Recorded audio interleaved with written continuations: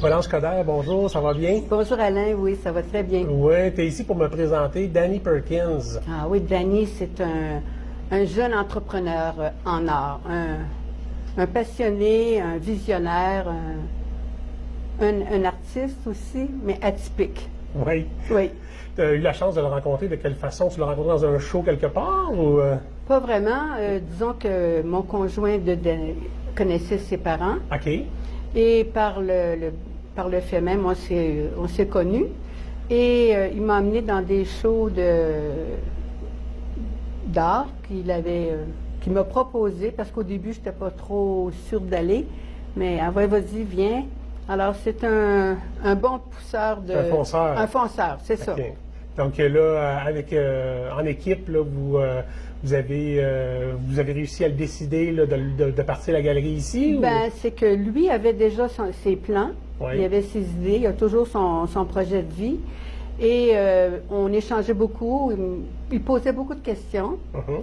Et il y avait un plan, il me demandait qu'est-ce que tu en penses. Et moi, comme aînée, je me trouvais heureuse de pouvoir communiquer à un plus jeune mon expertise d'artiste ou de mentor.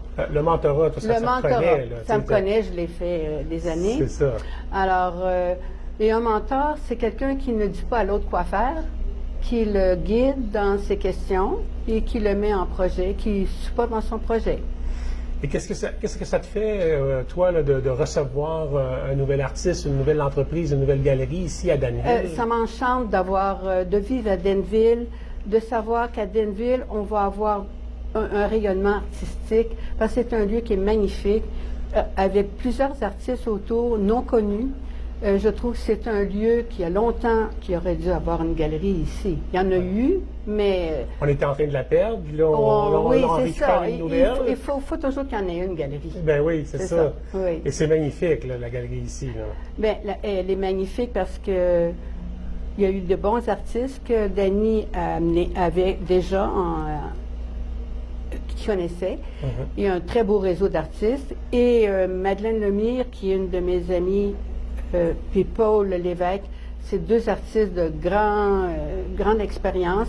Alors, on a dit à Danny, on va t'amener de l'eau au moulin. On va t'amener des bons artistes pour que ça parte sur un bon pied.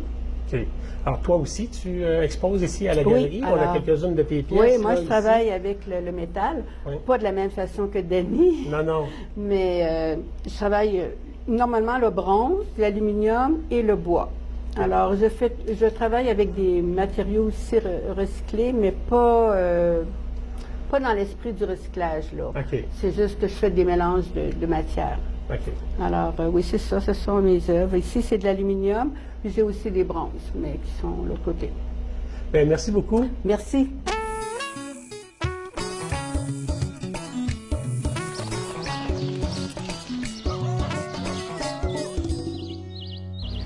Bonjour, nous sommes présentement dans la magnifique galerie Perkins et je suis en heureuse compagnie. Je suis avec Danny Perkins, un gars de la place. Hein? Oui. Danny, tu viens d'ici? Moi, je viens de Kinshasa Falls, mais j'ai toutes fait mes écoles ici à Danville et à Richmond. D'abord, pour moi, Danville est beaucoup plus ma place que Kinshasa Falls. Tu as grandi autant à Danville là, qu'à Oui, Kinshasa. exactement. Je C'est connais bon. plus de monde à Danville que je connais à Kinshasa Falls dans mon village. Donc, tu as commencé ta vie d'artiste ou d'entrepreneur en art là, à Kinshasa Falls. Oui, un de mes premiers projets que j'ai fait plus artistiquement, on parle les portails de l'Expo de Richemont. J'ai fait les 3 portails pour le 160e anniversaire, OK. qui faisait 110 pieds de long par 10 pieds d'eau. Wow, Moi, j'ai grosse fait pièce. Oui, moi j'ai fait le contraire du monde. J'ai commencé gros, puis là j'ai fait des plus petites pièces. OK. Ça fait à peu près 4 ans que j'ai commencé. OK. Puis tu as commencé aussi en parcourant le Canada, là, puis tu te promènes, tu fais des expositions un petit peu partout. Oui, je te dirais, ça fait 2 ans que je me promène vraiment à grandeur. On parle de Calgary, de Toronto, Ottawa, vraiment à grandeur du Canada. Si tout aurait bien été cette année, je m'alignais sur les États-Unis aussi, mais avec tout ce qui se passe, on a mis un peu les breaks. Ouais, comme tout le monde. Hein? Exactement. Maintenant, qu'est-ce qui t'amène, Danny, à venir ouvrir une galerie ici à Danville? Qu'est-ce que Danville a de si spécial pour toi, ou pour l'art, pour que tu viennes t'établir ici? Danville, c'est très vendeur. Ouais. D'abord, quand on va à Toronto, le monde connaît c'est où les cantons de l'Est. OK.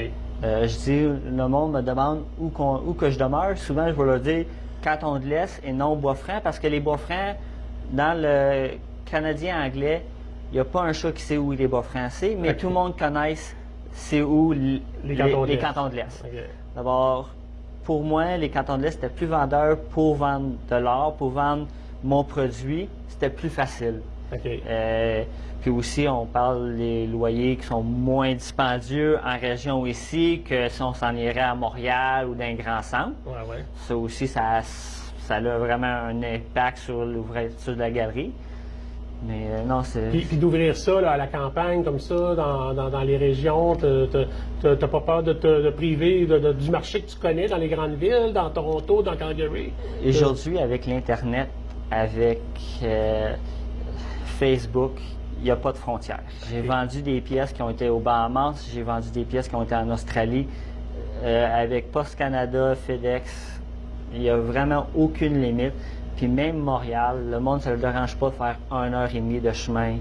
1h45, c'est une petite promenade d'été à cette heure pour le monde de ville. Bon, je trouve que être en campagne, c'est un avantage parce que ça fait une sortie pour le monde. Pour venir rencontrer, aller voir les belles régions des cantons. Voir du pays, comme on dit. Exactement. Ouais. Donc, est-ce que tu as eu de l'aide là, pour venir t'établir ici? Est-ce qu'il y a des gens qui t'ont aidé, qui t'ont conseillé? Oui, il y a surtout Noël Ange, Coder. Coder? Oui. Coder. Et Manon, pas Manon, Madeleine Lemire, OK. qui m'ont vraiment aidé, plus question technique, plus question plus paperasse et comment vraiment bien faire les choses, plus les détails, comment faire. C'était vraiment ce côté-là qui m'ont vraiment aidé énormément, là. En tout cas, on sent une grande expérience en entrant ici. Là, on rentre, puis on se retrouve comme dans une confiserie de bonbons. Là, Merci. On voudrait tout manger, là, on voudrait tout acheter. C'est tellement beau, c'est tellement magnifique ce qu'on retrouve ici. Peux-tu nous parler un peu de ce que tu fais comme art? Tu es plus sculpteur, tu es plus peintre? Moi, je suis plus sculpteur. Okay. Je fais de la sculpture de métal, comme les pièces qu'on voit ici. C'est vraiment tout dessiné à la main. Je découpe tout à la main avec une plasma à la main. Ça veut dire que vraiment, il n'y a aucune machine en tant que telle ou programme d'ordinateur qui le fait. Okay. C'est vraiment tout manuel. Et pour donner les formes de mes pièces, c'est tout au marteau et en l'enclume. Okay. Toute la bonne vieille méthode old-fashioned. Okay. Comme si cette empreinte-là, c'est ta première pièce? Ça, c'est ma première empreinte que j'ai faite. La première empreinte? Oui, okay. Ça, c'est dans mon style d'empreinte. Je voulais montrer au monde que j'étais capable de faire quelque chose de plus moderne aussi. Parce qu'il y a beaucoup de décors à cette heure dans les grands centres, que ça s'en va plus dans le moderne que dans les normales, traditionnelles, animales, parce que je faisais gros des animaux canadiens ou animaux de ferme, plus ou moins, c'était plus ça mon thème. Parce que tu te définis comme un artiste, un cultivateur? Cultivateur, sculpteur, galériste, et je suis tout dans un gros chaudron, tout mélangé ensemble. C'est pas mal ça, moi. Ça fait quelque chose de raffiné, finalement. Exact. Rough et raffiné, un peu de tout, là. Ouais, c'est merveilleux. Puis, combien de temps ça te prend de faire une pièce comme ça? Si tu dis que tu fais tout à la main, sans aucune machine? Ça va être vraiment dépendamment de la pièce. Des fois, ça va très bien. Des fois, ça va extrêmement long. Des fois, je peux pas être 2 semaines à réessayer de refaire le même dessin. C'est vraiment très dur à dire, là. Tu sais, il y a des pièces qui vont me prendre 4-5 heures à faire, puis ça va bien. Puis il y a d'autres journées que ça va me prendre des journées, des semaines complètes pour finir une pièce. C'est vraiment tout dépendamment si ça marche, si ça marche pas.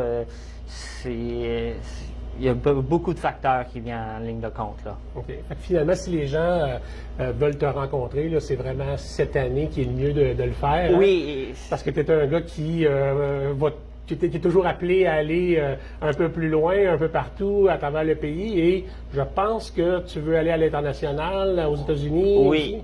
Là, une des raisons aussi que j'ai décidé d'ouvrir la galerie, parce qu'il y a beaucoup de shows aux États-Unis qui sont réservés seulement pour les galeries. OK. Avant qu'une galerie serait prête à investir leur temps et leur argent sur moi, parce que mon nom est quand même pas assez élevé encore. Tu sais, ça fait 4 ans. Oui, je suis capable de vivre de mon art, mais je me dis, à place d'attendre que les galeries m'approchent pour aller dans ces shows-là, mais là, j'ai parti ma galerie. Je vais être capable d'aller à Miami, je vais être capable d'aller à Californie, je vais être capable d'aller à New York dans ces shows-là pour vraiment présenter mon produit à moi. Et tu penses déjà à ouvrir une deuxième galerie, si j'ai bien compris? Oui, c'est dans mes projets, c'est probablement l'année prochaine, j'ai l'intention peut-être d'ouvrir une deuxième galerie. Puis si Toujours au Québec? Toujours au Québec, puis à un moment donné, peut-être une troisième, quatrième. Il n'y a vraiment pas de limite à qu'est-ce que mon ambition, on peut dire. Bien, je suis très content de t'avoir rencontré, Danny. C'est vraiment plaisant de passer du temps avec toi. J'encourage tout le monde à venir le rencontrer ici, à venir voir ce qu'il fait, comment est-ce qu'il fait ça. C'est une personnalité vraiment attachante. On est vraiment chanceux de l'accueillir ici à Danville. Alors, merci beaucoup. Merci beaucoup.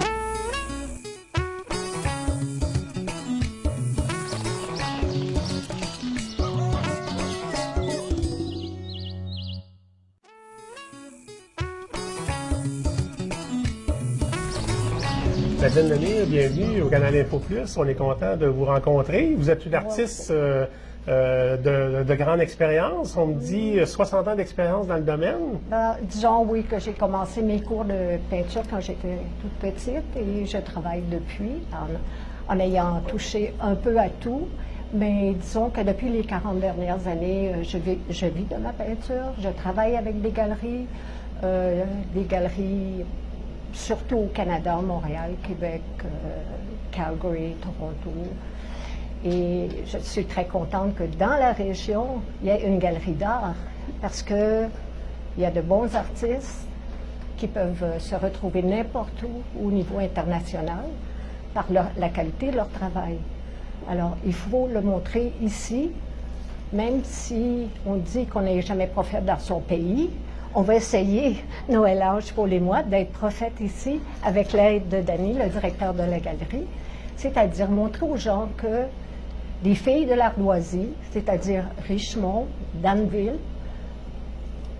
on peut aller jusqu'à Asbestos, là où il y a l'Ardoise, il y a beaucoup d'artistes implantés qui travaillent et qui exposent à travers le monde, comme je devais participer à une exposition de Canadiens au mois de septembre à Paris, mais là, avec le confinement puis le COVID, ça a été annulé malheureusement. Mais je veux dire, nos travaux sont ici, mais on les retrouve aussi parce qu'on travaille avec des galeries à l'étranger ici.